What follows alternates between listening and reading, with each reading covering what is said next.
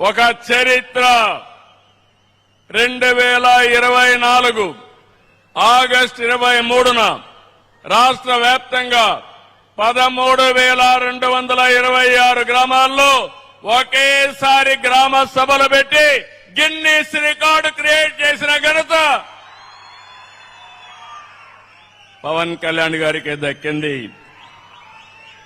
ఇంకో పక్కన 87 రకాల పనులు 4,500 కోట్లతో ఒక టైం బౌండ్ ప్రోగ్రాం పెట్టుకొని పూర్తి చేశారు.